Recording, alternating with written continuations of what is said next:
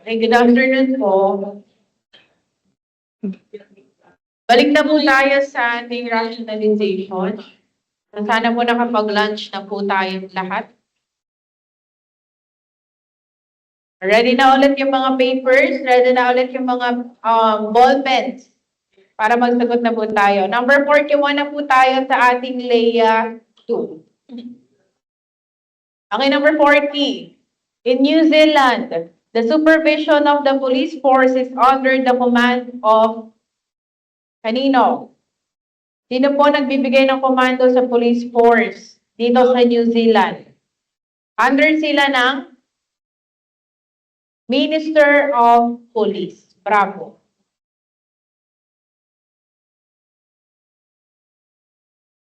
Okay, number 41.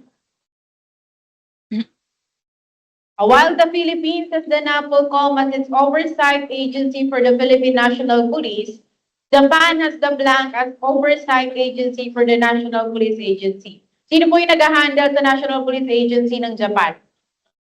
The National Public Safety Commission. That is BRAC. 42.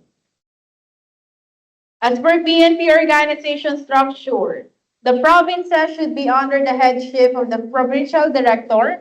In Japan, the head of the Metropolitan Police Department is called as blank. Ano to? Number 42 is? The answer is the chief. Alpha. When we say Kempetay, guys, ito yung mga madalas na tawag sa police sa Japan. Okay, mga police officers po yan. Kempetay.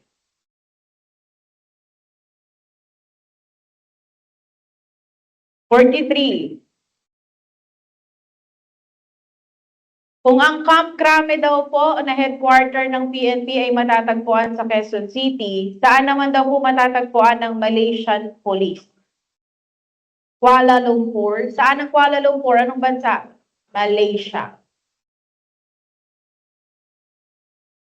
Charlie. 44. Kung dito sa PNP natin, dito sa Pilipinas, ang tawag sa mga trainee, mga bagong recruit is trainees. Ano naman tawag sa Indonesia, sa mga trainees nila? The answer is Charlie. Kamra. Kamra. Baka may nagsagot ng NAPRA. Ano? All of Us Are Dead? Sa Netflix? Okay, 45. The answer ha, 44, Kamra. Charlie. 45. In Colombia, the rank equivalent of the PNP's Police Officer 1 is, ano po? Ano yung pinaka-lowest rank sa Colombia? The answer is Constable. Bravo. Ito, ano meaning ng Al-Qaeda? Or Al-Qaeda? The base. Bravo. 47.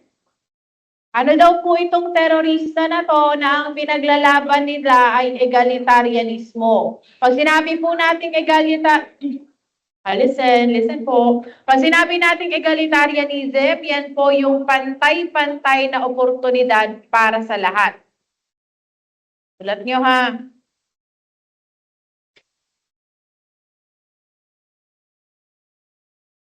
Ang pinaglalaban daw ng mga terorista na hinahanap natin dito is yung pantay-pantay na oportunidad para sa lahat.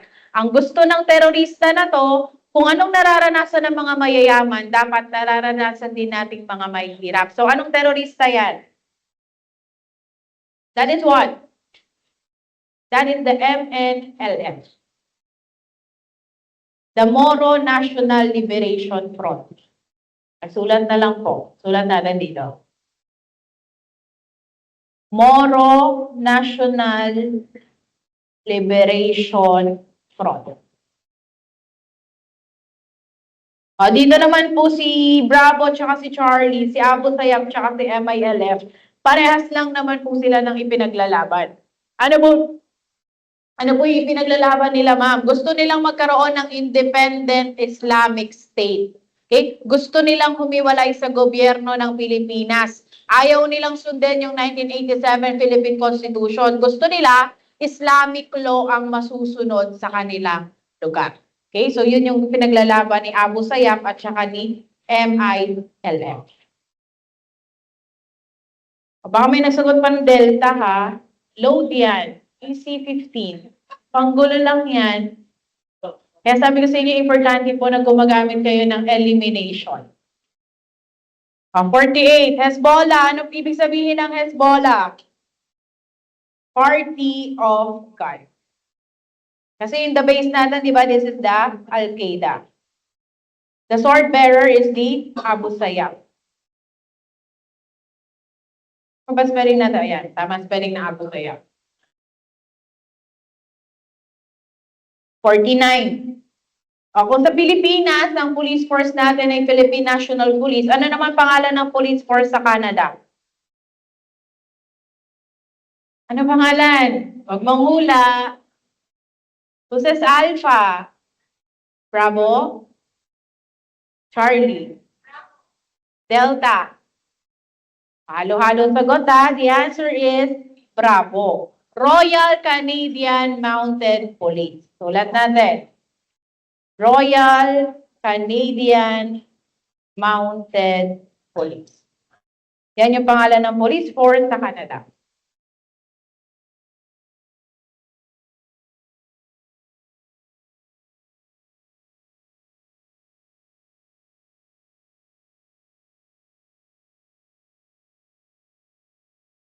Sige po, sulat lang.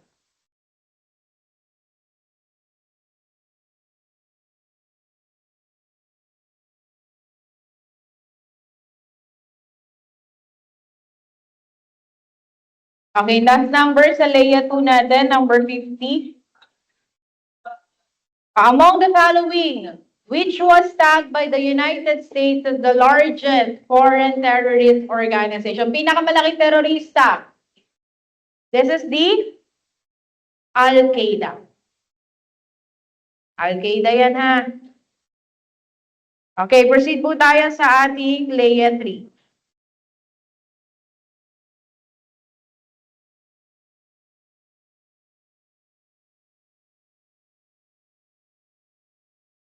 Ito, basic to. Number 1 sa Leia 3. License to operate refers to the permit issued by the blank as a requirement for a person to engage in employing and deploying security guards, K-9 teams, protection agents, and private protectives. Sino po ba ang nag-i-issue ng isang license to operate or ng LTO? Sino?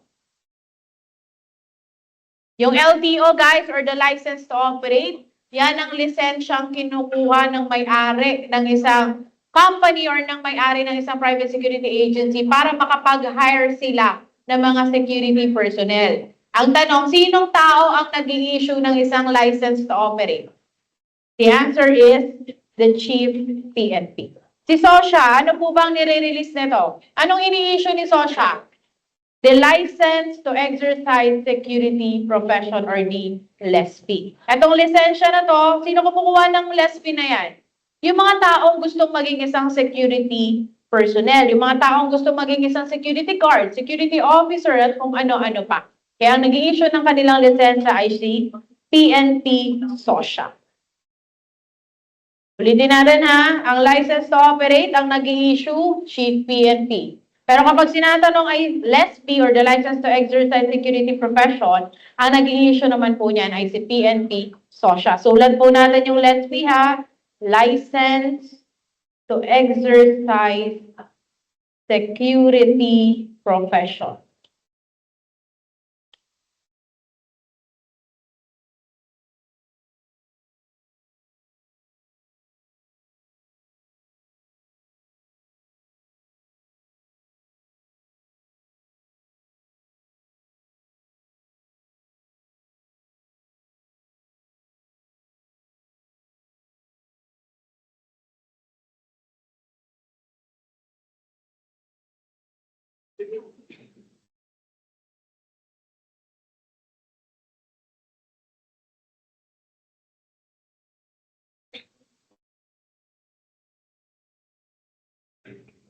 None?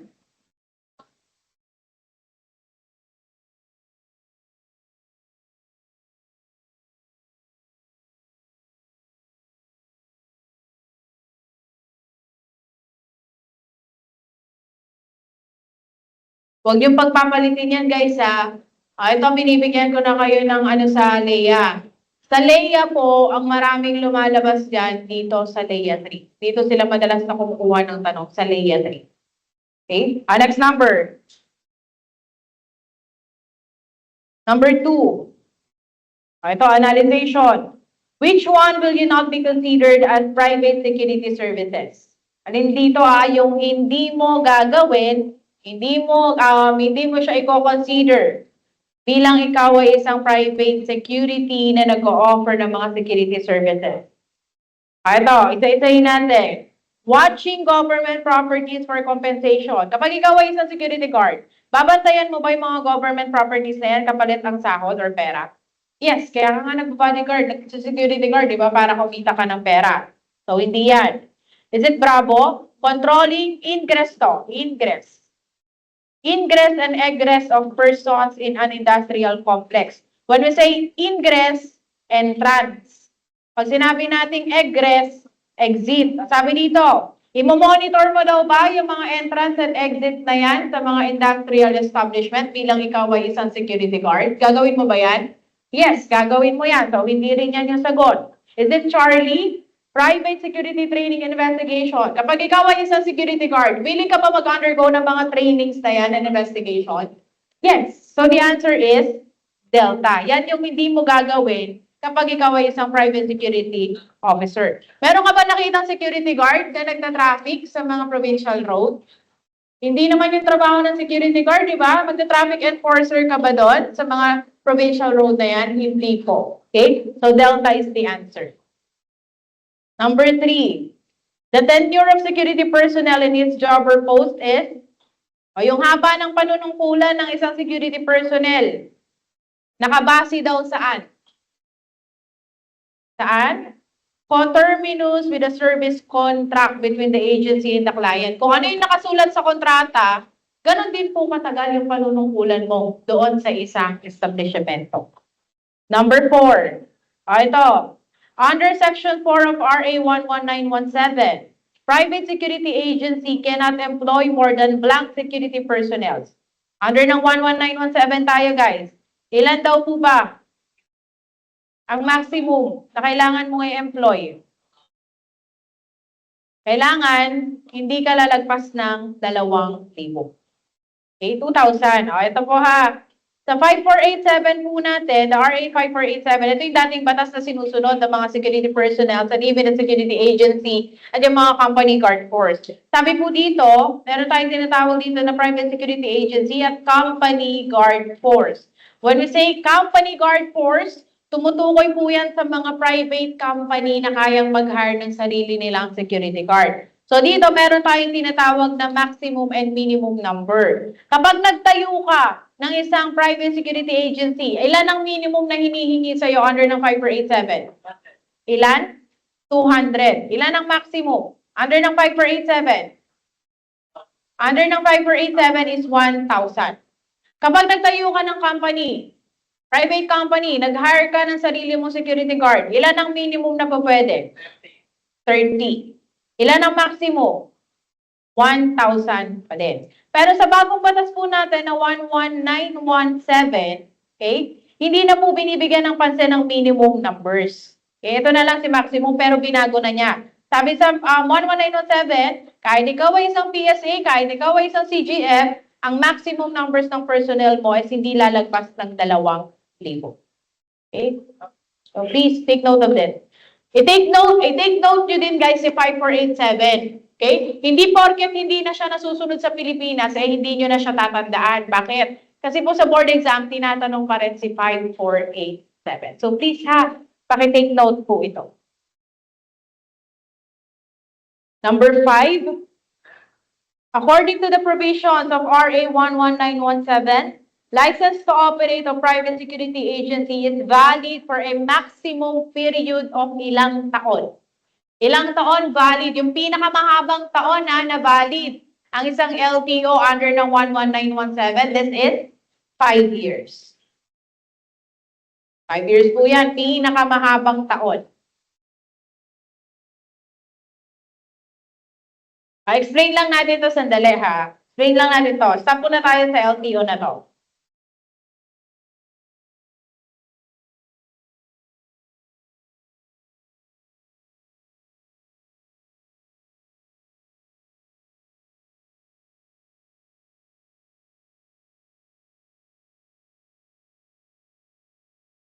May pag-uusapan lang tayong dalawang lisensya na importante dito sa LEA 3. Una is yung tinatawag po natin na license to operate. Sulat nyo na lang po ito sa likod ng mga notes ninyo ha, or mga papers na hawak ninyo. License to operate or LTO for short. Pag nagpapanggit ako ng salitang LTO, I am not referring to the Land Transportation Office, but I am referring to the license to operate. Sino ba ang taong kumukuha ng lisensya na to? Sino ang kumukuha ng isang license to operate? Ang kumukuha po niyan is yung may-ari. May-ari ng isang private security agency, may-ari ng isang private company. Bakit nila kailangan kumuha ng isang license to operate? Para po makapag-hire sila ng mga security guards. Kapag hindi ka kumuha ng isang license to operate, wala kang karapatang pag-hire ng mga security personnel. So sa 5487 po natin, yung dating batas na 5487, meron po tayong tinatawag dito na regular license to operate. At the same time, meron din po tayong tinatawag na temporary license to operate. Anong difference nila? Ang regular license to operate po ay merong validity na 2 taon, habang ang temporary license to operate naman ay merong validity na 1 taon lamang. Okay? Ang tanong, ma'am, kailan po ba ako mabibigyan ng regular license to operate at kailan din po ba ako mabibigyan ng isang temporary license to operate? Ito po, nakadepende po yan doon sa minimum numbers. Di ba kanina may nabanggit tayong minimum? Sabi natin, kapag ikaw ay isang PSA, isang private security agency, ilan ang minimum na hinihingi sa'yo? Ang minimum is 200. Kapag na-reach mo yung 200 na yan, nakalikom ka ng 200 na gwardiya, ang ibibigay sa yung lisensya is the regular license to operate na meron pong validity na 2 taon. Let's say naman, isa kang PSA, kaya lang, hindi mo na-reach tong 200. Let's say, 100 gwardiya lang ang nalikom mo. Anong lisensya ang ibibigay sa'yo? Temporary license to operate. Okay? Yan po yung rule sa PSA. Sabi natin, sa CGF, the Company Guard Force, iba yung minimum na hinihingi sa kanila. Ano yung minimum sa CGF natin? Ilan ang hinihingi? Minimum of 30 personnel. Kapag ikaw ay isang private company, nakalikom ka ng 30 na gwardiya, ang ibibigay sa iyong lisensya ay regular license to operate na meron pong validity na 2 taon. Pero kung ikaw ay isang private company at hindi umabot ng 30 yung gwardiya mo, let's say naka-20 ka lang, ay naka-25 ka lang, basta hindi mo na-reach yung 30, ang ibibigay sa iyong lisensya is the temporary license to operate na merong validity na 1 taon. Okay? Kasi natatandaan ninyo, basta kapag na-reach mo yung minimum, automatic, regular license to operate ang ibibigay sa'yo. Pero kapag hindi mo na-reach yung minimum, ang ibibigay sa'yo is temporary license to operate. Na ilang taon ang validity? 1 taon lamang. O, dyan po yan sa 5487. Meron na nga po tayong bagong batas eh. Ano yung bagong batas na yan? That is the 11917. O, dito po sa 11917, ang sabi niya, huwag na nating pansinin yung wala na tayong konsepto ng regular license to operate.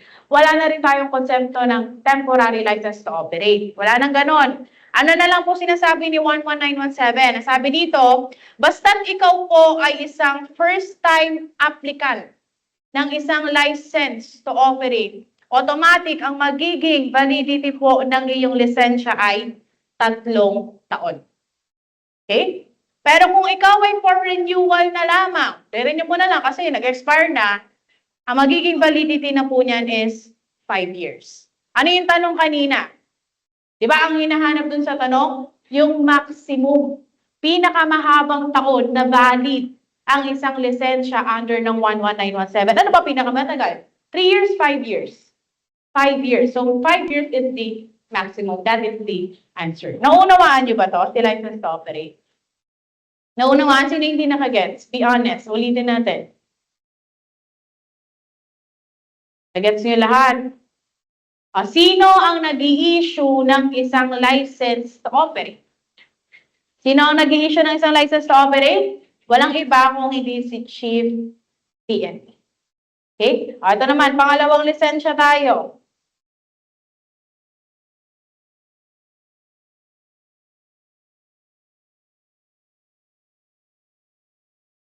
Pangalawang lisensya, meron din po tayong tinatawag na license to exercise security profession or the LESP.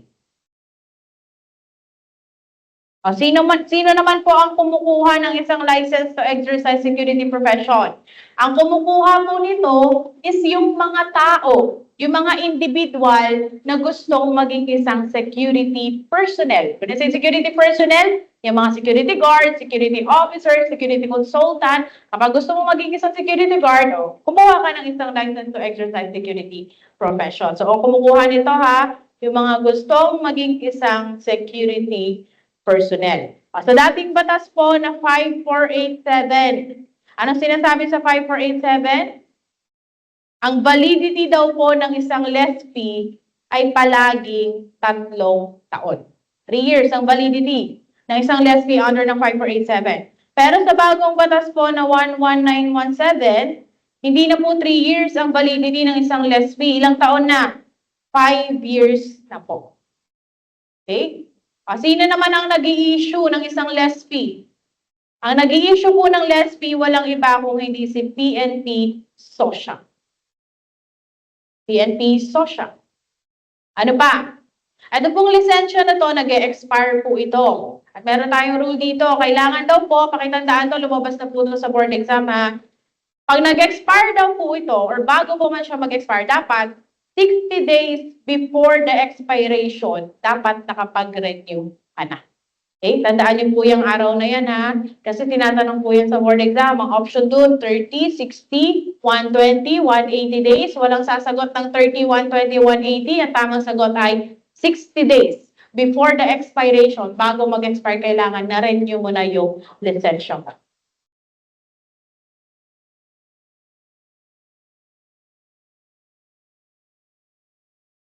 Pakisulat po muna yung dalawang lisensya natin.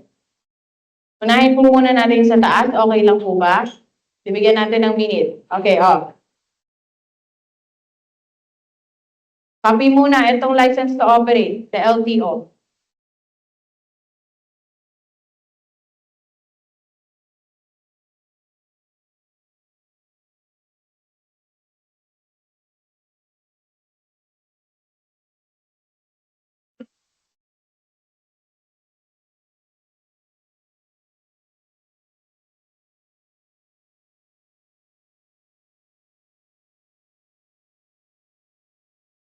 Okay, next. Kopya to.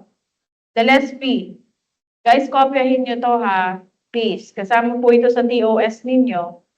Pag lumabas na, sayang po.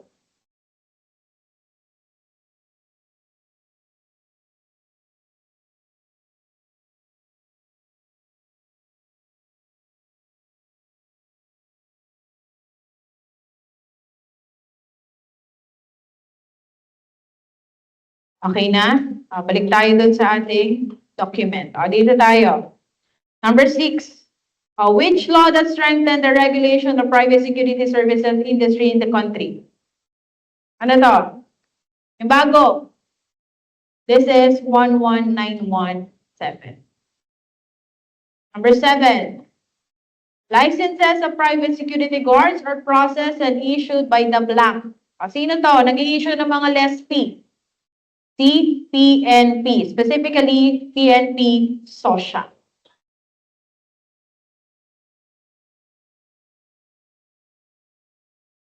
Number 8, application for license to operate a private security agency is required to be, ano yung kulang dito na statement?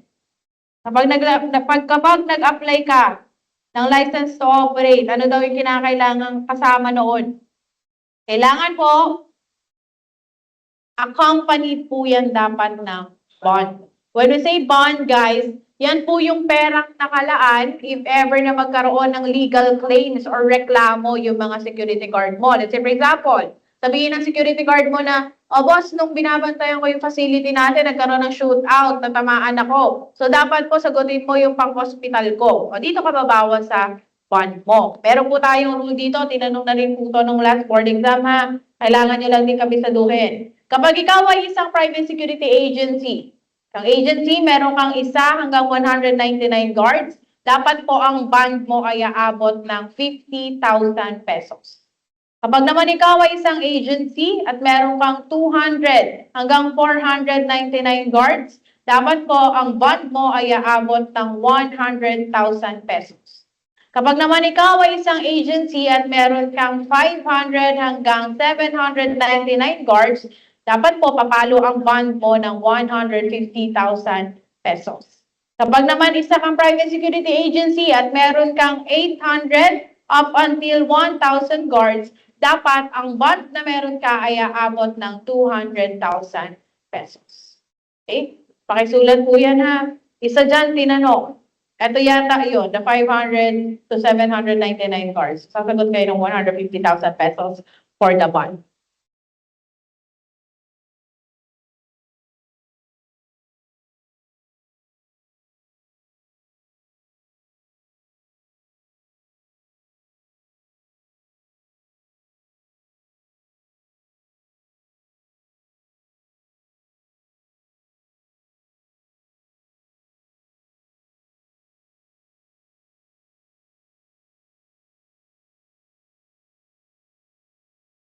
Okay, number 9.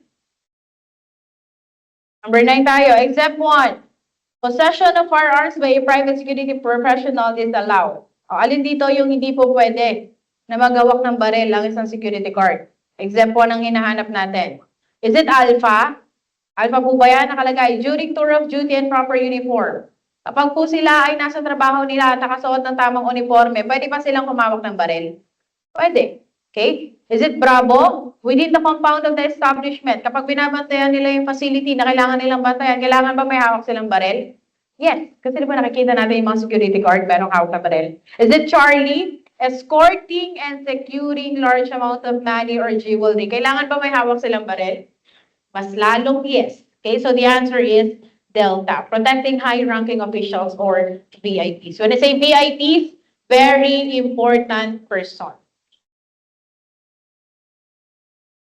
Number 10, an industrial complex must establish its first line of physical defense, which is it. Alin ba ang matuturing dito as the first line of physical defense? Diba, when I say physical, dito na lang natin isulat ha. Wait lang po.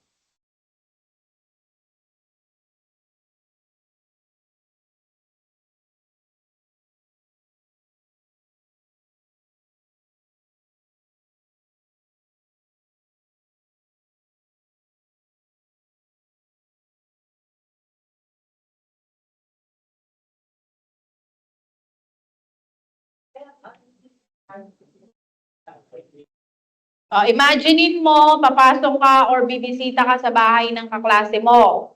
Ano ba yung una mong makikita pag bumisita ka sa bahay nila? Ano yung first line of defense natin?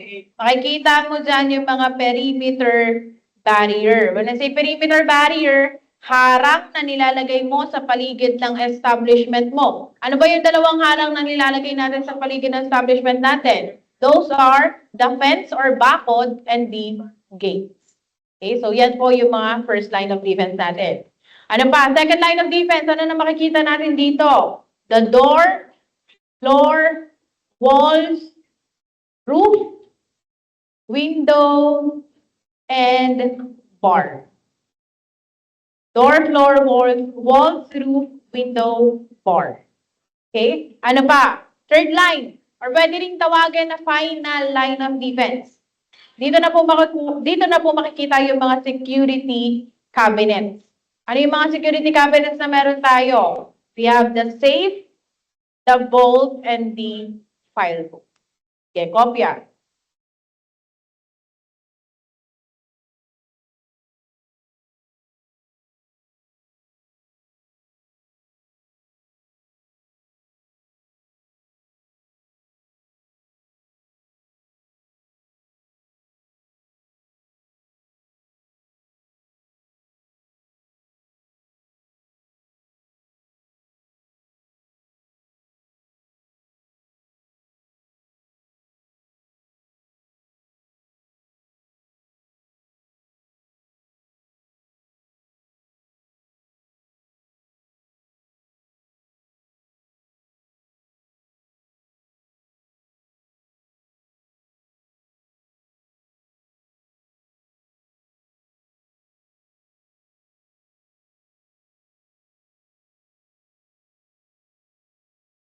Okay, balik po tayo doon. So, ano sagot natin sa number 10? Ano ang first line of defense? This is Bravo. Perimeter barriers like fences or gates. Number 11. Dito, what is the system of natural or man-made barriers placed between the potential intruder and the object and the matter being protected? Ano ba itong mga harang na to? When you say barrier, harang na nilalagay mo daw po sa pagitan ng trespasser at ng bagay na gusto mong protektahan. The barrier is under physical security. Kasi when we say physical security, pumapatungkol po yan sa lahat ng physical or tangible things. Di ba when we say tangible, ano ibig sabihin ng tangible? Mga bagay na nahawakan, na nilalagay mo para maprotektahan yung isang bagay. So, under po yan ng physical security. Number 12. In physical security system, the final line of defense. Ano po yung third line or final line of defense natin? Protective cabinets. Ano yung mga yan? We have the safe, the vault, and the file vault. Number 13. A blank fence shall be constructed in such a way as to provide visual access on the exterior perimeter area. Ano to? Visual access. Kaya mong makita kung ano yung nasa loob at labas ng facility. This is full view. Pag sinabi namang solid, visual access is denied. Okay, pakilagay na lang. Visual access is denied. Hindi mo pwedeng makita kung anong nangyayari sa loob at labas ng facility.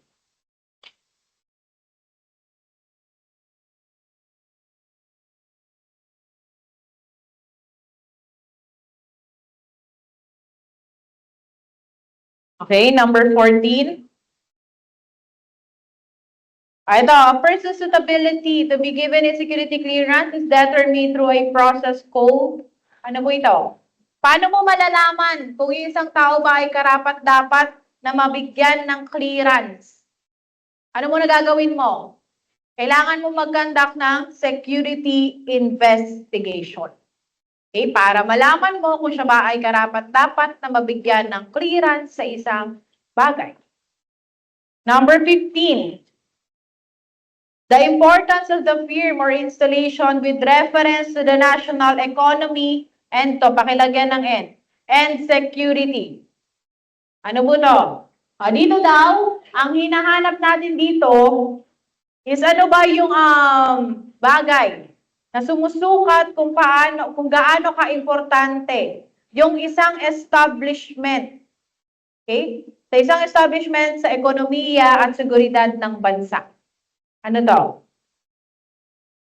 This is relative what? Relative criticality. Criticality ha?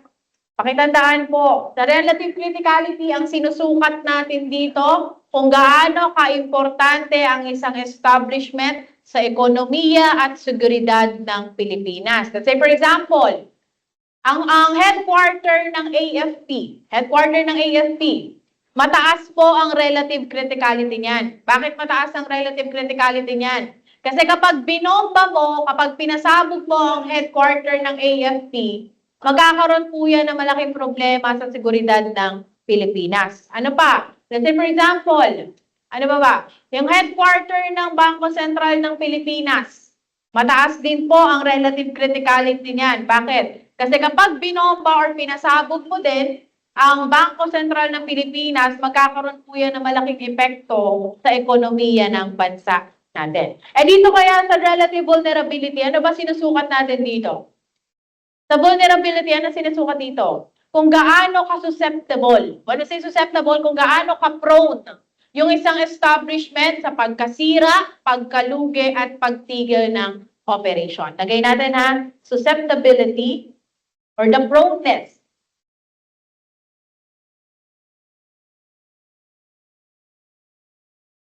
of an establishment from loss, damage, and disruption of operation.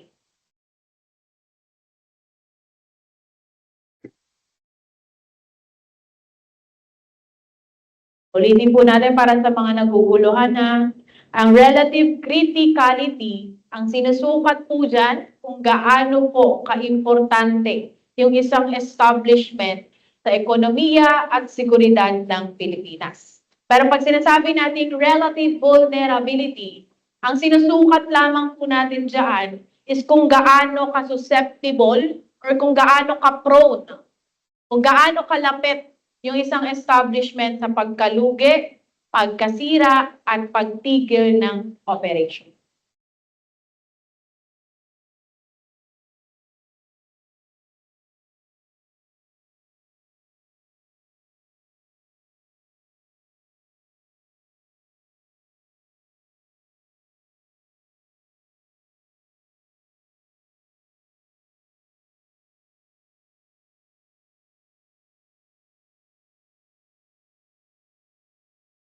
Tapos na. Next number po, number 16 tayo. Online, sana po nakakasunod online. Number 16, production of classified documents, matters concerning their preparation, classification, reproduction, handling, transmission, disposal, and destruction is what? Ayan na, nakalagay na nga, document eh. So this is under document security. Number 17. Dito, new employees should be briefed on security rules and regulations of the organization and the importance of observing them. This is a process called what? Ano yung una nating tatanggalin dito? Let's use elimination. Tanggalin mo si promotion. Sino ba tatanggalin mo? Si information. Between Charlie and Delta, what is the answer? Who says Charlie? Okay, who says Delta? Okay po. I-ratio natin yung tanong ha. Alagay. Yung mga bagong miyembro daw po, yung mga bagong employee, sabi dito, brief. Isabihin, panandalian mong ipaalam sa kanila yung mga rules and regulation. Kasi baguhan nga sila eh. Baguhan. Paalam mo ng panandalian. So this is security orientation. Okay? Kasi when we say reminder, di ba? Kaya nga remind eh. Ipapa-remind mo na lang. Ipapaalala mo na lang kasi alam na nila. Dito sinabi bang alam na nila? Hindi naman, di ba? Sabi nga, bago nga lang sila eh. Papaalam mo ng panandalian. So this is security orientation. This is Delta.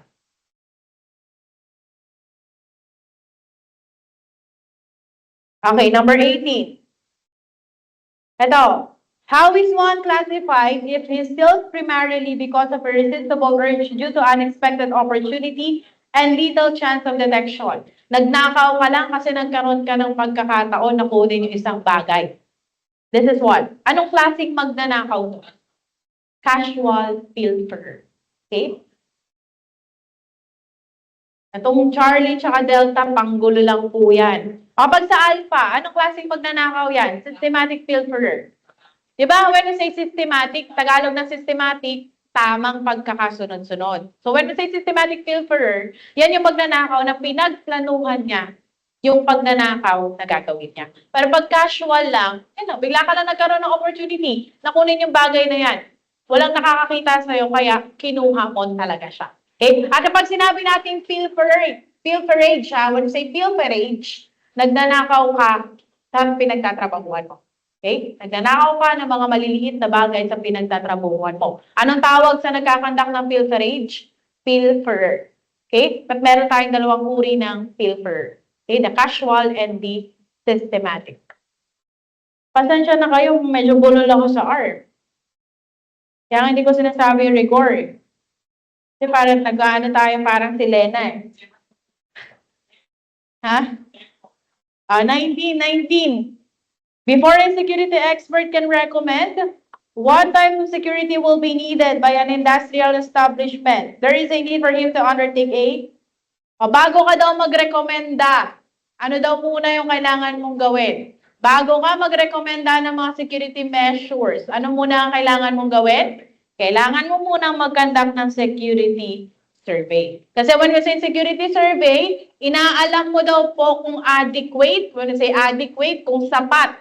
At inaalam mo din kung deficient or kulang pa ba yung mga security measures na meron ng isang organization or isang establishment. O kapag nakita mo na kulang, that's the time na magre-recommend ka.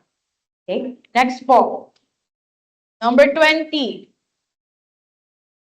The basic to. Unauthenticated list of personnel given to security allowing entry to compound or installation or parts thereof is called authenticated list of personnel na pwedeng pumasok sa isang establishment.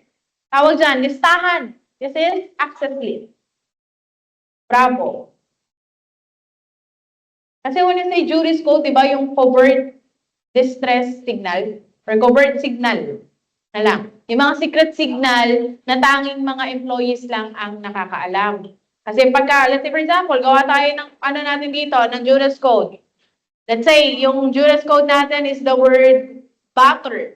Kapag nagsasabi ako ng salitang butter sa isa man sa inyo, hindi ako humihingi ng butter. Ibig sabihin nun, winawarningan kita na merong tao, merong unauthorized person na nakapasok dito sa facility natin at pinipilit akong gawin yung bagay na hindi ko gusto. Okay? So, yun yan. Ano ba? 21. So, basic lang to. A fact-finding probe to determine a plant adequacy and deficiency in all aspects of security with the corresponding recommendation. This is what? Dito nagkakanda ka ng investigation. When say probe, investigation. Para daw po malaman kung sapat or kulang pa ba yung mga security measures na meron ng isang establishment. Anong kinakandak mo? Security survey. Security survey. Security survey po yan ha. Inaalam mo kung sapat or kulang yung mga security measures na meron ng isang establishment. Ito, kapag tapos ka na mag-security survey, ano naman susunod mong gagawin? Pag tapos na ang security survey, ano yung susunod na gagawin? Kailangan mo namang mag-conduct ng security inspection. Ano sa security inspection? It's all about to determine compliance. When you say compliance, aalamin mo po kasi dito kung sinunod niya ba, kung nag-comply ba siya doon sa mga recommendations na sinabi mo during the security survey. Ulitin natin ha, security survey, inaalam mo kung sapat or kulang yung security measures ng isang establishment. Pero when you say security inspection, inaalam mo naman po kung nag-comply or sumunod ba sila doon sa mga recommendations na sinabi mo during the security survey. Okay? Nagkakaunawaan po tayo. Okay, next po, number 22. Basic to. The exposure and the teaching of employees on security and its relevance in their work. Tinuturuan mo yung employees mo sa kahalagahan ng security. This is security education. Charlie. Dito, number 23. Situational. YASI deployed security personnel in Security Detachment X. Up to which rounds of ammunition should YASI issue to the security personnel? Ilang bala ng barel ang dapat na ibigay ni YASI sa isang security personnel? Patingin ako ng mga sagot. Ano kailangan natin i-eliminate dito? Eliminate mo si Delta, eliminate mo din si Bravo. So between Alpha and Charlie, what is the answer? Can I see your hands for your answers? Who says alpha? Who says bravo? Yung iba po, ano po sagot? Ay, bravo. Who says Charlie pala? Alpha and Charlie na nga lang pala pinagpipilian natin. Okay, so iba-iba po yung sagot ha. But the answer for this one is 25. Alpha. Bakit? Ito po. Listen. Ganito ha. Sa isang firearm, listen po ha, tingin po muna tayo sa screen para po masundan natin. Sa isang firearm or sa isang barrel po, dalawang security guard ang naghahatian. Under to ng 5487 ha, under ng 5487. Dalawang security guard ang magpapalitan sa isang barrel. Now, sa isang firearm, ang ina-allowed po na bala kada isang barrel is 50 ammunitions. 50 ammo. Now, since dalawa kayong magpapalitan ng barrel, tig-ilan kayo ngayon na bala? Sa isang security guard, ilan ang balang ibibigay? Kung dalawa kayo maghahati, 25 ammunitions. Ano ba tinatanong? Nakalagay dito, ilang bala ng baril ang ibibigay mo sa isang security personnel? So this is 25. Okay? Pero under ng 5487 po ito, sabi ko nga 5487, meron na tayong batas na 11917. Ano na sa 11917? Ang ratio kasi dito sa 5487 is 1:2. Ibig sabihin, sa isang baril, dalawang security guard ang magpapalitan. Pero sa 11917, 1:1 na lamang po tayo. Sa isang baril, isa lang ang security guard na dapat mag-possess niyan. When it comes to ammunition naman guys, wala po kasing nilahad si 11917 when it comes to the ammunition. That's why kapag ang ammunition ang tinatanong, susundin pa rin po natin si 5487. Okay, number 24. Guys, kopyahin ninyo ha, para po meron kayong natitingnan na notes. 24. Security hazards is one of the common concern in the industrial setting. Choices below are hazards caused by natural phenomena, except alin dito yung hindi maituturing na natural phenomena?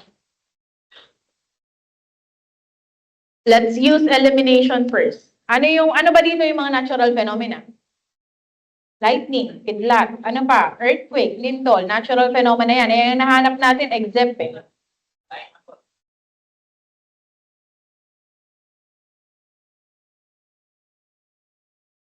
Exempt yung hinahanap natin. Between Bravo and Delta, what is the answer?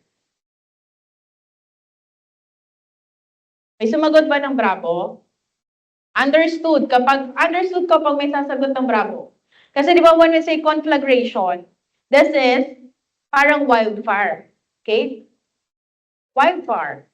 Di ba yung mga sunog naman, mostly naman gawa yan ng tao. Kaya nga lang po kasi, kapag mga massive na, kapag sobrang laki na ng sunog, kino-consider na po yan as natural disaster.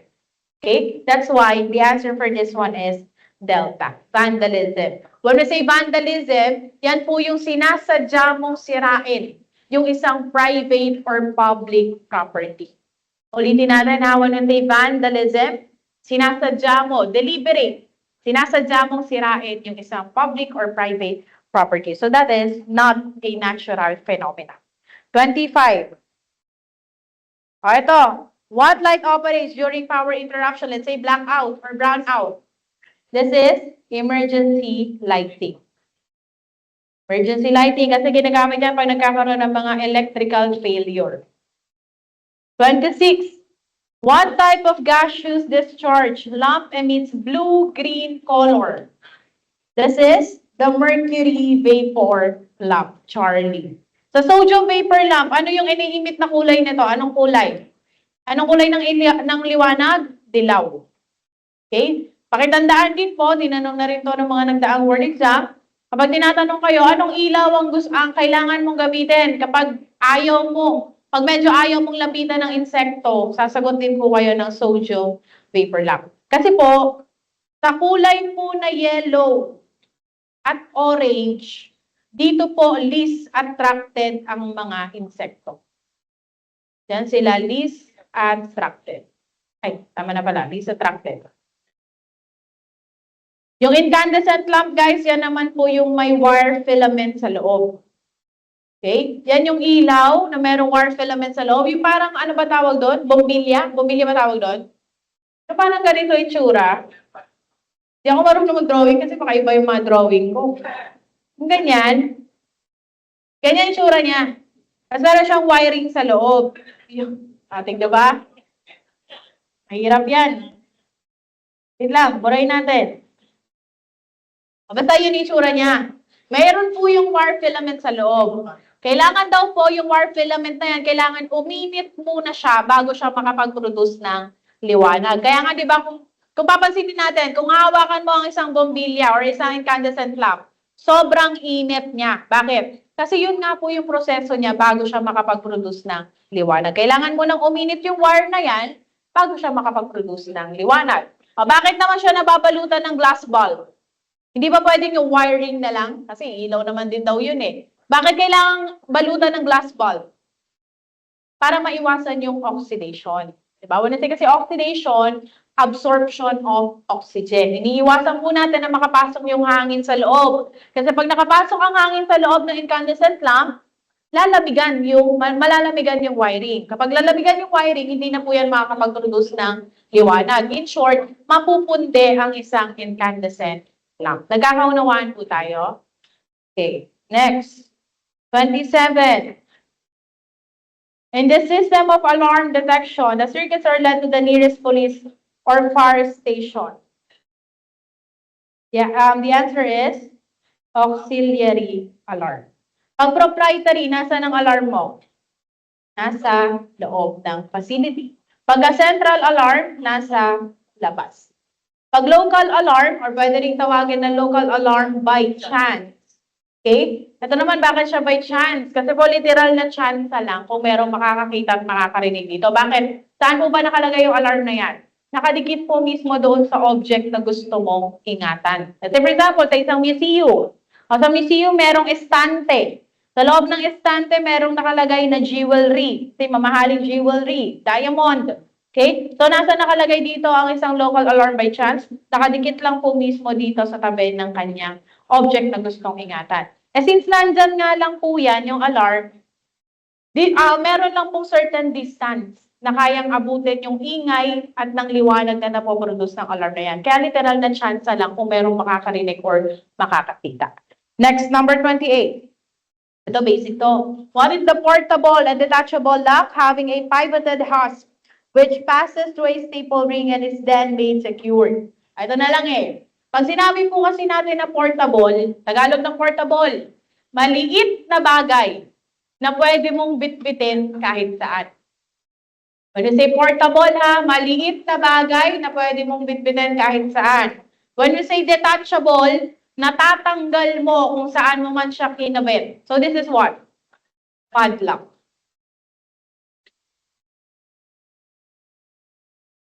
Number 29. Oh, naulit lang po, final line of defense. This is protective cabinet. The safe, vault, and the file room.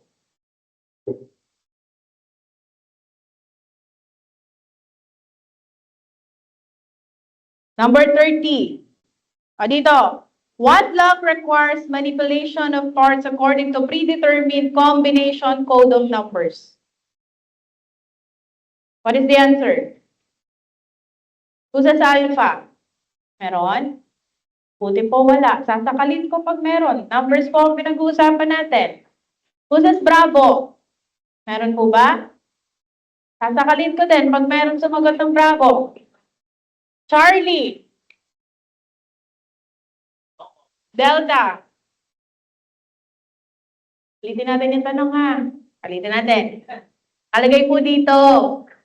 Combination code of numbers. What is the answer? This is coded lock. Bakit hindi combination, ma'am? Pag sinabi kasi natin na combination lock, pinaghalong letra at saka number. May nakalagay ba dyan na letter? Sa tanong? Wala naman, di ba? So the answer is coded lock. Kasi numbers lang ang sinasabi. Delta. 31. Dito naman po, lighting equipment primary used to extend the illumination in long horizontal strips to protect the approaches to the perimeter barrier. Ano tong ilaw na to na nagpo-produce ng horizontal strips? So, parang ganito siya. Let's say, dito yung ilaw, and then pag ganyan yung tama ng liwanag niya. That is the long horizontal strip. This is the Fresnel light. Fresnel light. Ito may mga succeeding questions naman tayo dito eh. Okay? May succeeding questions tayo dyan. So, wag muna natin discuss kasi malalaman nyo yung sagot. 32. In installing protective lighting, what are the areas which need illumination? Alin daw po dito yung mga kailangang liwanagan? Ang kailangan ng liwanag. Okay. Sa mga parking areas, kailangan ba maliwanag dyan? Malamang. Sensitive area, malamang sa malamang. Vehicular gate, mas lalo. So this is delta. 1, 2, and 3. Lahat yan kailangang aninagan ng liwanag. 33. Ito. A type of protective alarm system located outside the installation. Nasa labas. This is central. Okay? Central alarm.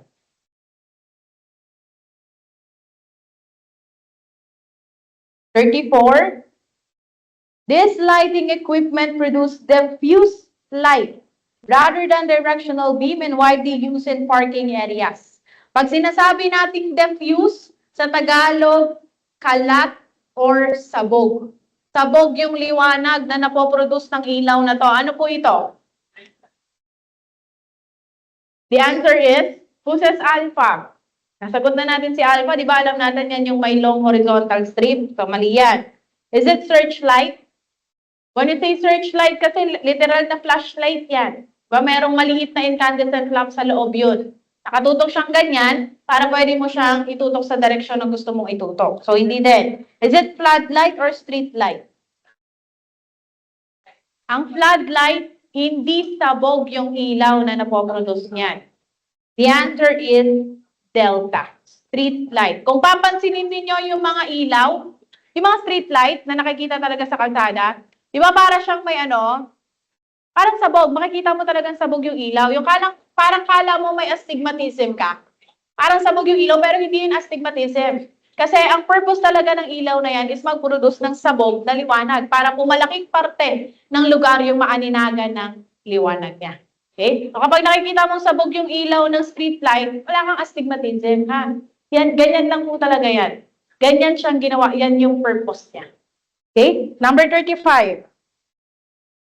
Physical security is a system of barriers placed between the potential intruder and the object or matter to be protected. So as a criminologist, this is simply a denial of what? Bakit mo daw po nilalagyan ng harang? Ba't ka naglalagay ng harang sa pagitan ng isang intruder or trespasser at doon sa bagay na gusto mong protektahan? Ano ba yung tinatanggal mo? Denial of what? Malamang sa malamang, dito lang tayo mamimili. Diba? So between Bravo and Charlie, ano ang tinatanggal mo? Denial of? Is it Bravo ba? Opportunity to commit an offense? Lahat ba na nagte-trespass, gagawa agad ng krimen? Hindi naman, di ba? Mali mo, makikipagkwentuhan lang sa'yo. Namimiss ka siguro. Di ba kaya pumasok? Okay? So the answer is Charlie.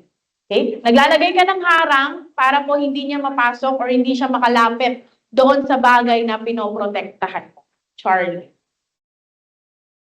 36.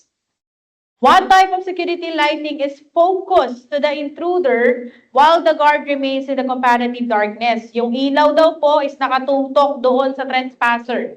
Anong ilaw to? The glare projection type. Kasi pag sinabi natin glare, when we say glare sa Tagalog ng glare, silawin. Kasi di ba ang purpose ng ilaw na yan is magbigay ng silaw sa mata ng trespasser. Kaya po siya nakatutok palabas ng facility. Kapag nakatutok sa labas ng facility, yung ilaw na yan, malamang sa malamang, yung loob ng facility medyo madilim. Kaya po nagtatago sa dilim yung mga officers natin. Next, 37. Basic to. State or quality of being secured freedom from fear or danger, assurance or certainty, or certainty. So, anong sagot? Estado or kondisyon kung saan nararamdaman mo na malayo ka sa kahit na anong panganib. Kapag malayo ka sa kahit na anong kapahamakan, ibig sabihin meron kang security. 38. The first formally licensed private security agency which began on March 11, 1933. Ano ba yung kauna-unahang private security agency na itinayo sa Pilipinas? This is what? Ano yan? Ano yung kauna-unahang PSA or private security agency na itinayo sa Pilipinas? That is the Jimenez Security Agency or the special, no. The answer is, okay, the answer po for this one is ALPA, Special Watchman Agency. Kasi, unang pangalan niya, Special Watchman Agency, but after some time, pinalitan nila ng pangalan. From Special Watchman Agency, ginawa nilang Jimenez Security Agency. Ang pinag-uusapan natin, pauna-unahan unang pangalan ng security agency nila, Special Watchman Agency. So, this is ALPA. Ito, kailan nabuo si PADPAW? Si PADPAW po ha, samahan po yan ng mga taong nagmamay-ari ng private security agency sa Pilipinas. So, kailan yan nabuo? May 30, 1958. Delta. 40. The government agency that issue license for a private and government security guard. Sino ba yung nag-i-issue ng mga license ng security guard? Paulit-ulit na to ha, PNP, SOSHA. Ang LTO, sino nag-i-issue? License to operate? Chief PNP. 41. It can be defined as any structure or physical device capable of restricting, deterring, delaying illegal access to an installation. What is this? Ano po ito? Ano tong bagay na to na pumipigil or nakapagpapabagal para mapasok yung loob ng establishment mo? Ano yung ilalagay mo? Barrier. Tagalog ng barrier, harang. Okay? Harang na nilalagay mo para mapigilan or ma-delay or mapabagal yung pagpasok ng intruder sa loob ng facility mo. This is ALPA. Ano yung 5 uri ng barrier natin? Di ba merong 5 uri ng barrier? What is the 5 types of barrier? Di ba meron tayong tinatawag na chain? Sino si chain? It stands for structural. Ano pa isang tawag sa structural? The man-made. When you say man-made or structural barrier, yan po yung mga harang na gawa mismo ng tao. Katulad po ng mga dingding, poste, gates, bubong, lahat ng yan, it can be considered as structural man-made barrier kasi po gawa yan ng tao. How about the H? It stands for human barrier. This time, ang ginagamit mo ng harang is mga tao na po mismo. Yan yung nag-hire ka na ng mga security guards para po pipigilan nila yung isang unauthorized person na makapasok sa loob ng establishment mo. How about the A? It stands for animal barrier. Ang ginagamit na nating harang is yung mga hayop na po mismo. Sino ba yung mga kadalasan na ginagamit na harang? Ano yung 2 hayop na ginagamit at harang? Hoy, huwag niyo isagot yung katabi ninyo ha, masama yun ha. Hindi hayop ang katabi ninyo. Ano po yun? Di ba we have the dogs and the geese.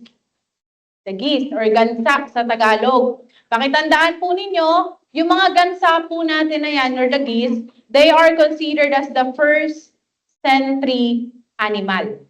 Pag sinabi nating sentry sa Tagalog, bantay.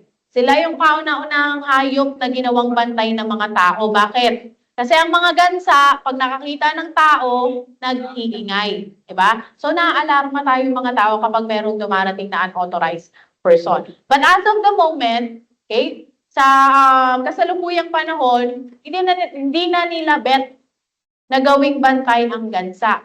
Ang kadalasan na po talagang ginagamit is mga aso, the dogs. O, ito yung N natin. It stands for what? The N. The natural barrier. O, this time, ang ginagamit na po nating harang is yung mga likas na yaman na po mismo, katulad ng bundok or dagat.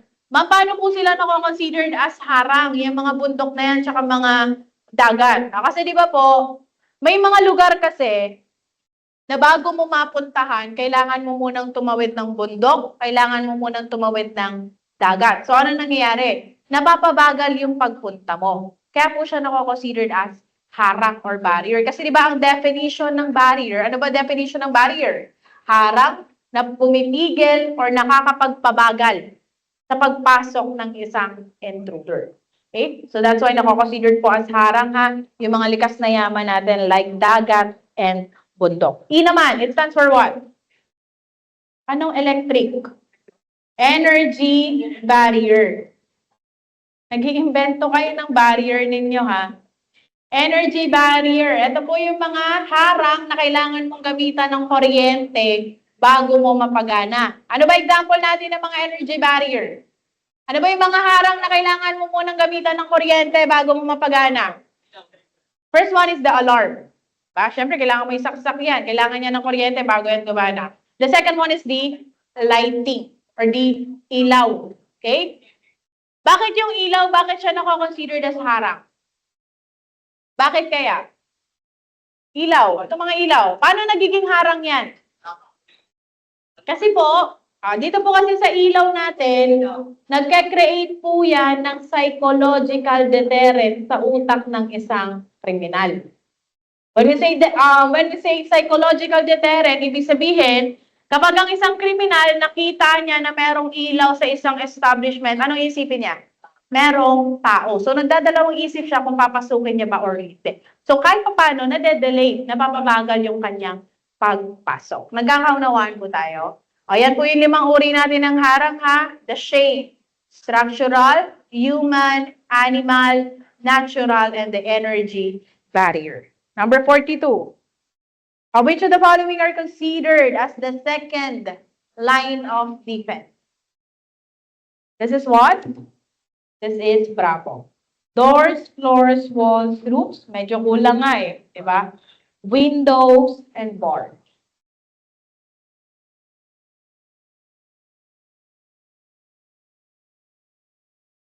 Dito. Paulit-ulit na to. Perimeter fence or barriers are considered as yung mga bakod, first line of defense.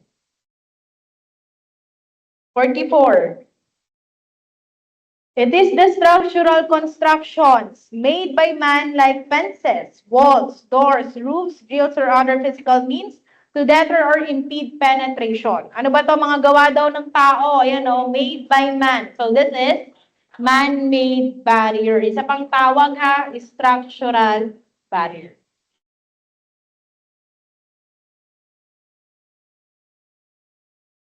Number 45. Dito. Chain link fence should be constructed in a minimum height of block feet excluding. Pag hindi kasama si top guard, 7 feet. 7 feet po ha ang taas ng isang chain link fence. Chain link fence din po is considered as, pakidagdagan, is considered as the permanent fence. Yung isa naman, yung pangalawa, we have the barbed wire fence naman. The barbed wire fence po natin is considered as the semi-permanent fence. Yung pangatlo, we have the concertina wire. Or ano pa isang tawag sa concertina wire? Dunnart wire. Siya naman po yung considered as the least permanent fence.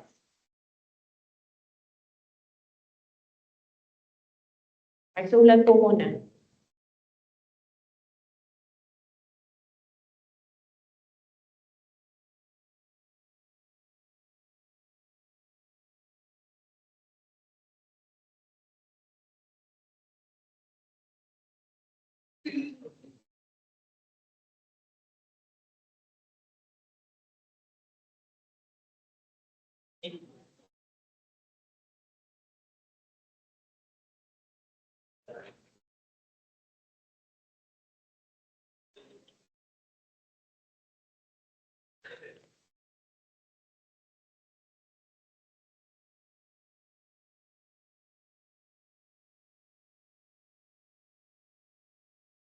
Guys, galingan ninyo sa board exam nyo, ha? May magsipag kayo sa pagre-review. Sayang ang binayad ninyo. Ang mahal-mahal ng mga review center ngayon, ha? Galingan ninyo, huwag nyo sayangin yung pera at panahon na binubuhos nyo ngayon. Okay? Galingan ninyo. Kasi, pag naging top notcher kayo sa board exam, maraming opportunity ang magbubukas para sa inyo. Hindi nyo kailangan maghanap ng trabaho. Trabaho ang maghahabol sa iyo pag top notcher ka. Maniwala ka sa akin. Ha? Huwag pangarapin ng makapasa lang. Huwag yun. Pangarapin mo, maging top 1 ka. Kahit sabihin mo na ikaw na yung pinakabobo ng college. Okay? Kahit sabihin mo ikaw pinakabobo, hindi ibig sabihin nun eh, wala ka ng karapatan na makapasok sa top notcher. Okay? Ako naman, di naman ako cum laude nung graduate ako eh. Hindi ako cum laude. Wala akong Latin honor, wala akong kahit anong medalya nung graduate ako. Pero ang sabi ko, babawi ako ng board exam. Okay? Ganun ang ha. Hindi naman ako cum laude, wala naman pakialam sa akin yung dean ko, wala naman pakialam sa akin yung mga schoolmates ko. So, hindi ko na i-aim na mag-top. Huwag ganon. Okay? Mas lalo mong patunayan sa kanila kung sino yung sinayang nila. Meron yun. Top 1 dapat, ha? Huwag yung papasa lang.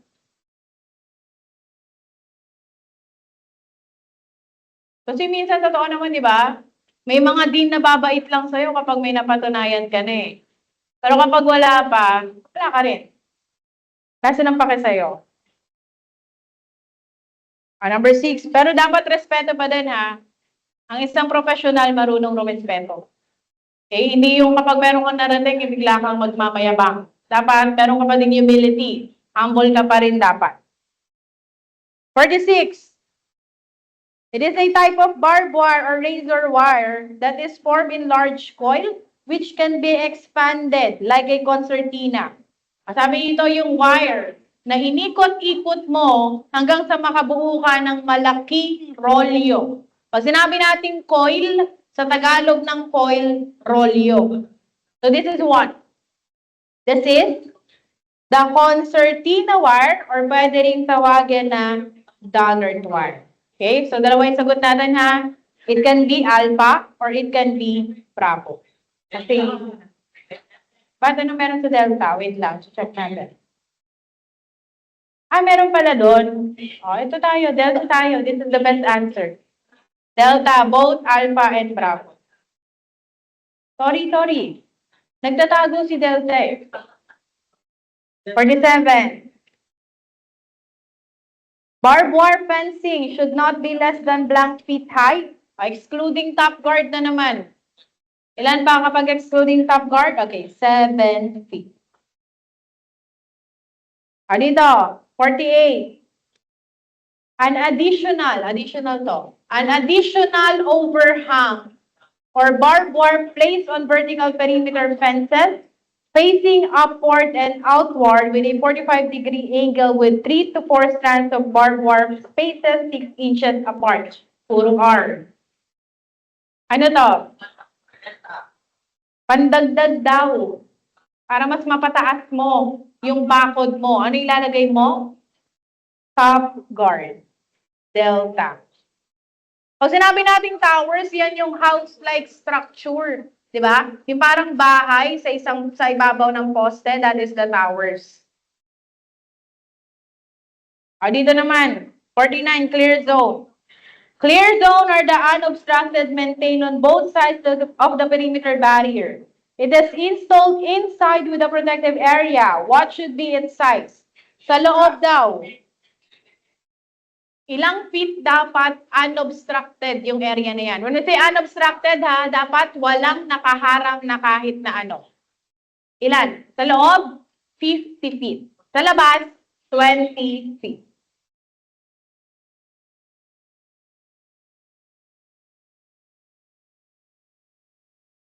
Pag sinabing clear zone ha, unobstructed area. When we say unobstructed, walang nakaharang, walang nakalagay na kahit na ano. Let's give an illustration. Say for example, ito yung bahay mo, ito yung bakuran mo. Sabi, sa loob ng bakuran mo, specifically 50 feet sa loob ng bakuran mo, huwag mong lagyan ng kahit na ano. Huwag mong lagyan ng basurahan, huwag mong lagyan ng poste, huwag mong lagyan ng puno. Bakit? Kasi pwede yung pagtaguan ng isang kriminal, ng isang trespasser, yung mga poste, puno, basurahan na yan. Dapat walang nakalagay na kahit na ano. Ano pa? 20 feet din po sa labas ng bakuran ninyo. Okay? Bakit hindi kailangan lagyan ng kahit na ano? Para po madali mong makita kung merong nagpapasok, kung merong naglalakad papasok sa loob ng facility mo or kung merong naglalakad palabas ng facility mo, madali mong mapapansin. Unlike kapag may mga poste dyan, let's say ganito, naglagay ka ng ganito sa bakuran mo, sa sobrang lapad yan, pwedeng magtago dyan yung isang tao. Okay, so huwag mong lagyan ng kahit na ano, tawag doon, clear zone. Number 50. In large open areas or ground where fencing or walling is impracticable and expensive, warning signs should be conspicuously placed. It is known as blank. Ano po ito? Ano ba tong mga warning signs na to na inilalagay sa isang open area, sa lugar na walang bakod? Let's say yung mga bakanting lote. Kapag may nakita kang warning signs doon, nakalagay, no trespassing, private property. Anong tawag doon sa karatula na yon? That is protection in depth. Protection in depth. Okay? Ayan na, namumura niya na yung katabi niya. Ay, nangko. Uy, huwag kayong magbura ng katabi, ha? Kapag sasagot ka ng bet or ng quizzes, sarili mong sagot. Kasi sa board exam, di mo naman kasama yung katabi mo, di ba? Pag nag-board exam ka, di naman tatanungin yan, pre, ano sagot? Anong ganyan? Kailangan nagre-rely ka lang sa sarili mo. Magtiwala ka sa sarili mong sagot. Para walang sisihan. Protection in depth, nilalagay po ito sa isang open area. Sa area na walang bakod. Sabi ko nga sa inyo kanina. Sa isang bakanting lote. Nakakita naman na siguro kayo ng bakanting lote. Di ba? Sa isang bakanting lote, minsan may nakikita tayo diyang karatula. Listen po. Sa karatula na yan nakalagay, no trespassing, private property. Yung mismong karatula po na yan, ang tawag po natin dyan is protection in depth. Kasi yun na lang yung bagay na pwede mong gamitin para hindi loobin or pasukin yung establishment mo. Pag sinabi kasi natin guys na signs and notices, ito naman po kasi yung idinidikit mo sa lugar na merong barrier or harang, katulad ng mga pintuan, tsaka ng mga pader. O let's say for example, sa pintuan nakalagay, nakadikit dyan sa pinto, authorized persons only. O yung mismong sticker na yon ang tawag doon, signs and notices. Kasi idinikit mo siya sa lugar na merong harang. Nagkakaunawaan po tayo. Protection in depth open area yan nilalagay. Pero kapag signs and notices, dinidikit mo sa isang harang.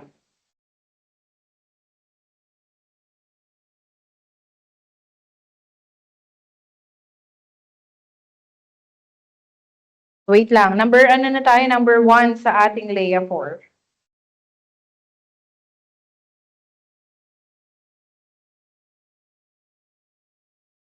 Okay, number 1. Leia 4 po, Leia 4. Planning occupies first place and precedes all other functions of management which are designed to attain the goal set. Ano ang ipinanhihiwatig ng pahayag na yan? Yung planning occupies first place and precedes all other functions. Sabi dyan, yung pagpaplano, yan yung unang bagay na ginagawa. Higit sa ibang bagay. So ano sinasabi dyan?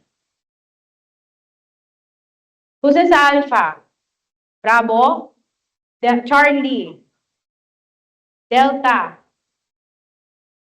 Okay, ganito ha. So board exam, kapag nakakakita kayo ng mga contrasting options, yung mga options na parang naglalaban, okay, malamang sa malamang isa doon ang sagot. Okay, alin ba dito yung contrasting options? Alin dito yung parang medyo salungat sila sa isa't isa?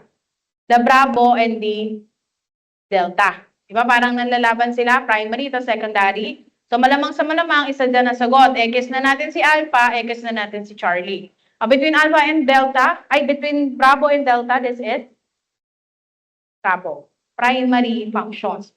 Ang pagpaplano po ay isang pangunahing tungkulin. Yan yung bagay na unang-una mong dapat gawin, higit sa ibang bagay. Dito number 2. Planning is a systematized pre-thinking for determining a course of action to achieve some blank result. Nagpaplano ka para makuha ang expected mong resulta, ang desired mong resulta, ang mandated mong resulta, or dictated mong resulta. Bakit ka nagpaplano? Para makuha ang desired result. Yung gusto mong resulta. Kasi desired, gusto mo. Nagpaplano ka para makuha mo yung gusto mong resulta. Number 3. Ito baka may magkamali pa ha. Basic to. Planning should be based on facts and experience and thereby blank in nature. Ano dapat? Pag nagpaplano ka, dapat yung makatotohanan. Realistic. Realistic.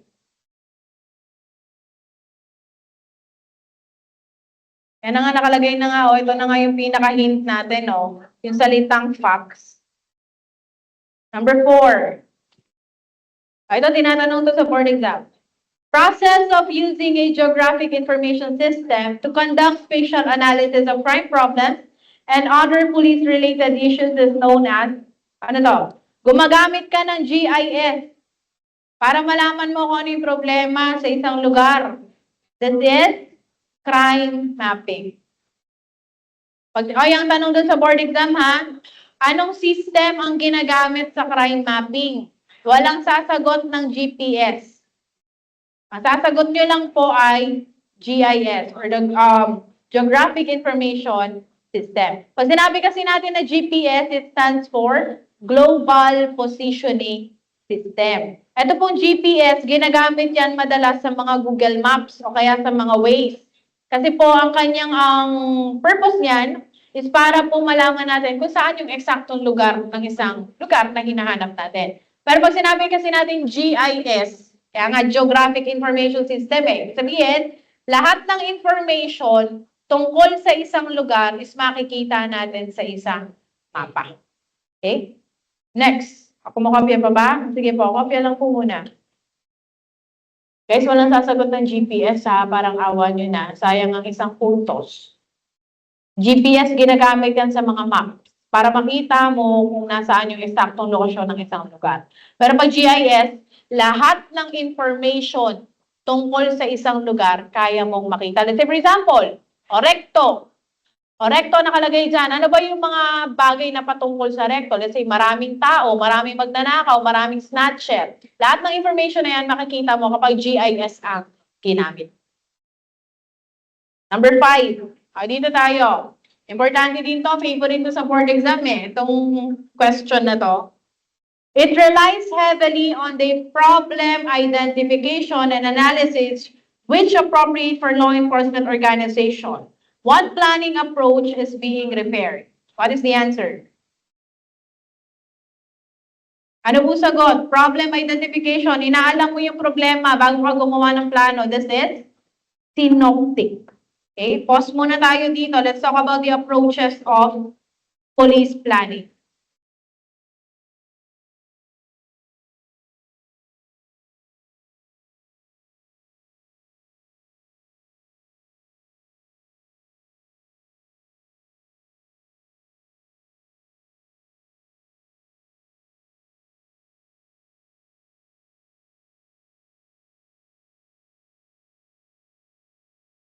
Listen po dito, importante po ito.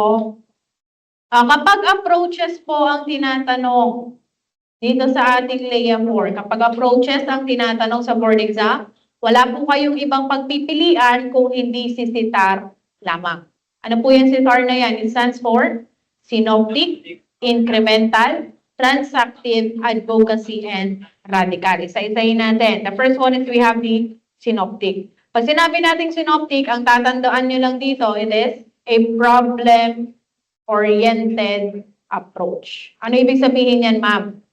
Ibig po sabihin, si police daw po, inaalam niya muna kung ano yung problema bago siya gumawa ng isang plano. That is synoptic planning. Kapag naman po yung letter I, it stands for incremental planning. Ano sinasabi ng incremental? Tatandaan nyo lang kay incremental, ayaw niya ng mahabang pagpaplano. Bakit ayaw niya ng mahabang pagpaplano? Kasi bukod po sa mahirap, masama pa yung mahabang pagpaplano. Ano gusto ng incremental? Dapat daw po, paisa-isa lang yung pagpaplano. Actually guys, itong incremental, nangyayari naman to sa totoong buhay eh. Apply natin siya sa mga magtotropa. Let's say, tayong mga magbabarkada, kapag masyado ng mahaba, masyado ng marami yung mga plano natin, natutuloy pa ba? Let's say, for example, sabihin mo sa tropa mo, oy, next week samgyeopsal tayo. Next week, sushi tayo. Next week, muna tayong Marilake. Inom tayo ng kape. Natutuloy pa ba yun? Hindi na. Okay? So, dapat pa isa-isa lang yung plano ninyo para natutuloy. So, parang ganun si incremental. Sulat natin dito ha. Long-range plans are difficult and bad.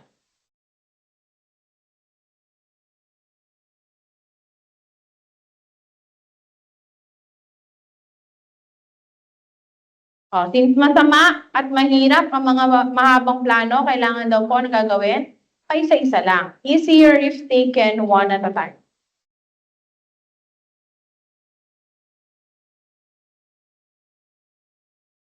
Yan ha, easier if taken one at a time. Pangatlo, we have the letter T that stands for transactive planning. Ano naman po sinasabi sa transactive planning? Sabi dito, kapag magpaplano daw po kayo, dapat nakikita nyo ng personal ang isa't isa. Dapat daw po nagkakaroon ng face-to-face interaction. Okay? So, syempre, kapag nakita ninyo ng personal yung isa't isa, kailangan nyo bang mag-usap? Okay, kapag nakita nyo ng personal yung isa't isa, kailangan nyo bang mag-usap? Yes. Kailangan nyo mag-usap para makabuo kayo ng plano. Hindi pwedeng hindi kayo magsasalita. Kasi pag hindi kayo nagsalita, wala kayong mabubuong plano. So, dapat po nagkakaroon din ng interpersonal dialogue. Nagpapalitan kayo ng salita para makabuo kayo ng isang plano. Ano pa? We also have here the letter A that stands for advocacy planning. O dito sa advocacy planning, tatandaan nyo para lang po itong babae. Paanong babae? Kasi po, ina-advance na yan. Parang advance siya mag-isip. Ino-overthink niya na yung magiging negative side effects ng plano, binubuo niya. Yan, sinasabi niya na, what if mag-fail? What if ganito? What if ganyan? Di ba parang ino-overthink mo na? So, lagay natin dito. Negative side effects of a plan. Ano pa? Meron pong pangalawang konsepto na binabanggit ang advocacy. Ito po yung tinanong sa nakaraang board exam. Okay? Isa pa sa konsepto ng advocacy is literal po. Literal na nagsusulong siya ng advokasya para tulungan yung mga taong nasa laylayan. Ulitin ko ha, ang isang advocacy plan, isa pa po sa kanyang konsepto, literal na nagsusulong ng advokasya para tulungan ng mga taong nasa laylayan. Talagay natin dito, raising an advocacy for marginalized people.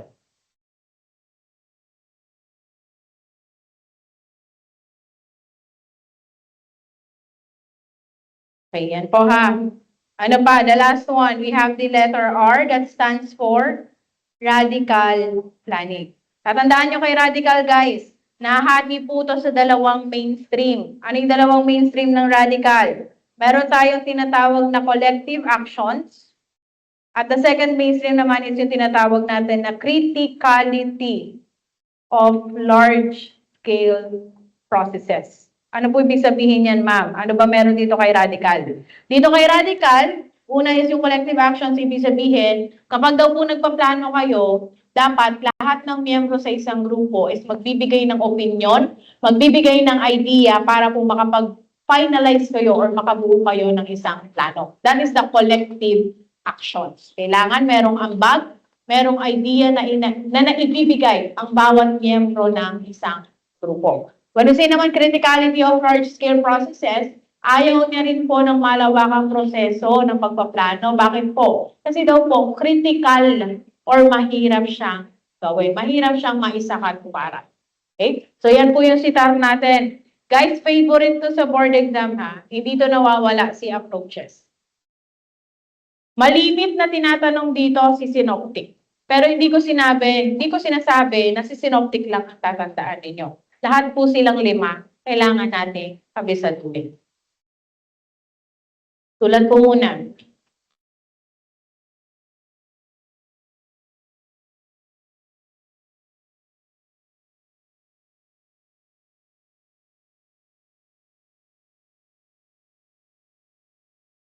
Guys, ulitin natin ha, pag synoptic, ano yung gagawin dito ni police para makabuo ng plano? Aalamin ang problema bago makapag-finalize ng plano. Pag incremental, ayaw ng mahabang pagpaplano kasi nga po, mahirap at masama. Mahirap gawin at masama pa. Ano pa? So, kailangan daw po pa-isa-isa lang ang pagpaplano sa incremental.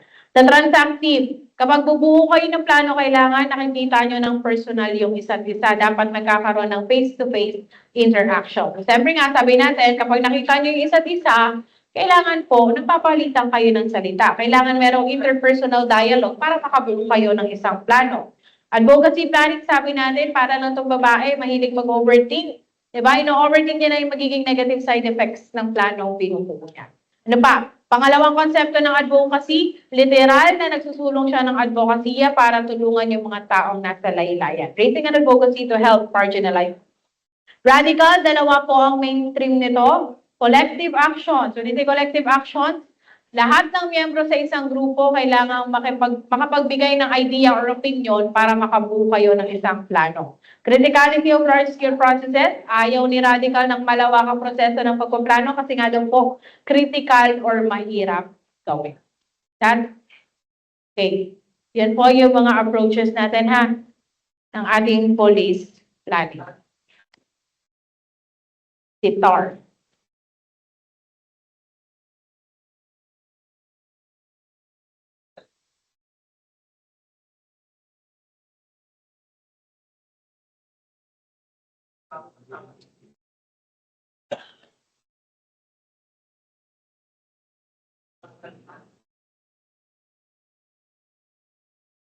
Tapos na? Okay, balik po tayo sa ating PowerPoint, dito, sa ating document dito. Number 6. Ito common knowledge to, si number 6.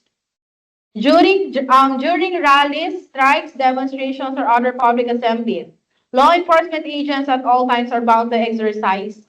Ano yung kailangan nilang i-exercise kapag nagkakaroon ng mga rallies, strikes, and demonstrations, and public assemblies?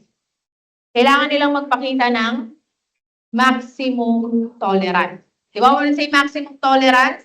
Hanggat kaya mong pagpasensyahan mo, hindi ka pwedeng gumamit ng physical force. Number 7. Ito naman po. If the suspects or criminal have fled the scene before the arrival of the patrol team, immediately relay the composition, armament, appearance, and mode and direction of escape of the suspects to the Operations Center for the conduct of what? Sabi dito sa tanong, kailangan mo daw pong harangan yung mga daanan na pwedeng pagtakasan ng isang kriminal. Anong tawag sa operation na yon? That is considered as dragnet operation. Dragnet. Pag sinabi kasi natin na stakeout, yan po yung sino-surveillance mo. When we say stakeout, sino-surveillance mo yung isang building.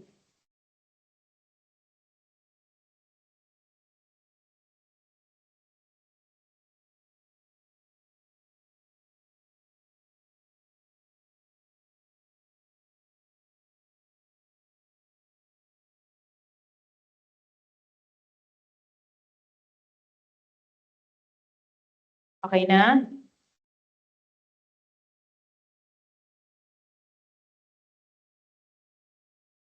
Hindi makita. Ito po. Ay, wait. Zoom po natin. Ay, sorry guys. Oo nga pala. Pasensya. Anong school kayo? Halo-halo?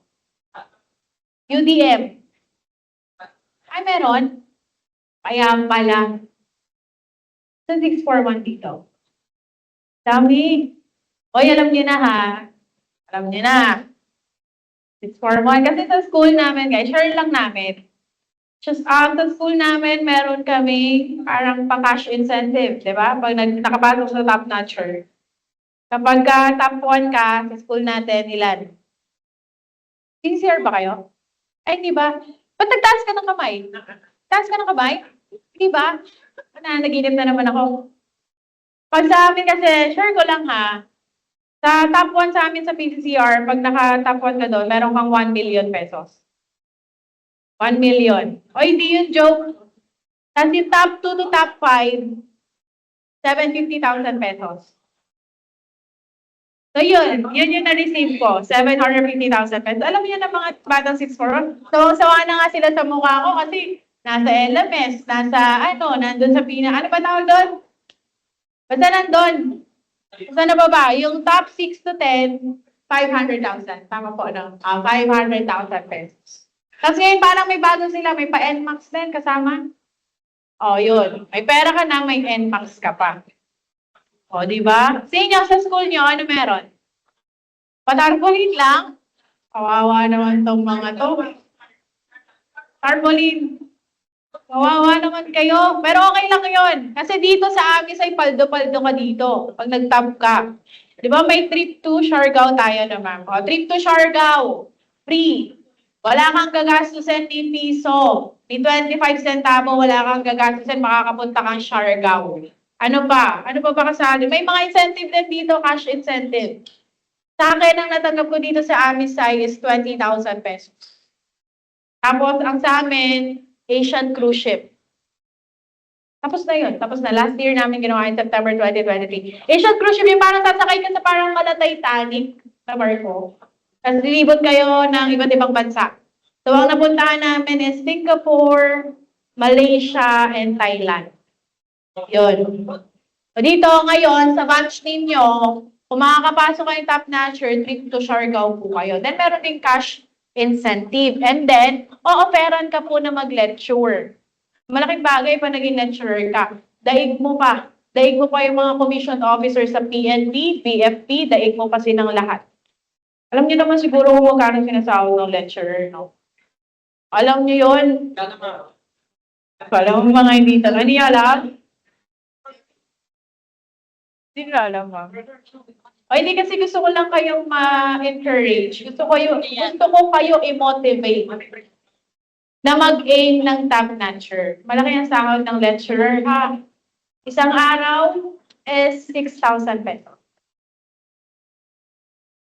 So, imagine mo, meron kang 12 days na turo, o, di ba? Para ka ng commissioned officer sa PNP. So, please ha, huwag mag-aim ng papasalang. Huwag na huwag. I-aim mo na makapasok ka ng top notcher kasi sabi ko sa'yo, trabaho ang maghahamol sa'yo. Hindi ikaw ang maghahamol sa trabaho. Daan niyo yan ha. Okay. Kasi iba dito parang wala nang pasigla-siglang mag-review. Sulitin ninyo yung binayad ninyo mag-review ng maayos, okay? Okay, next po, number 8. Who shall be responsible in determining whether there is a permit for the holding of the public assembly? When I say public assembly, parang nagtitipon-tipon kayo, parang welga style, ganoon. O sino daw po yung kailangang mag-check kung yung mga yung nagkakandak ng public assemblies merong permit galing sa Office of the Mayor? Sino mag-check niyan? O guys, ito ha, ang mga welga na yan, yung mga public assembly, the rally, legal yan sa Pilipinas. Kasi di ba tayo ay isang demokratikong bansa. Meron tayong freedom of speech, meron tayong freedom of expression. Kaya nga lang, pabago ka mag-conduct ng rally or welga, kailangan mong kumuha ng permit sa Office of the Mayor. Kailangan may permit ka. So, sino daw po yung taong mag-check kung merong permit yung mga nagrarally or nagwewelga? Sino? Is it the ground commander, the chief PNP, district director, or chief of police? The answer is ground commander. Okay, ground commander po ha.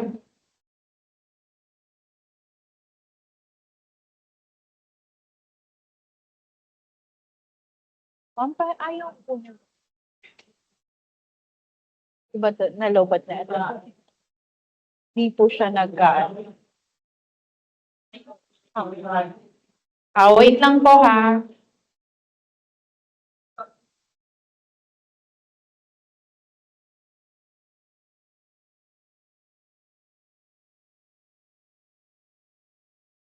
Wait lang guys, tayo sumulat ng pencil natin.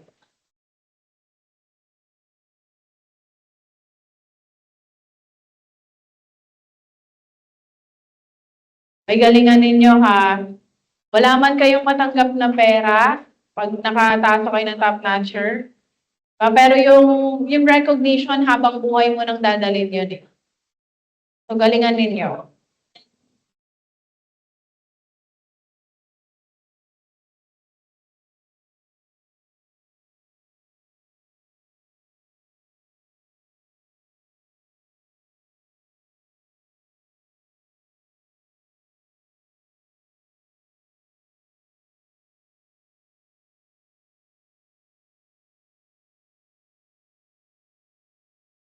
Lang saglit yung pencil ha.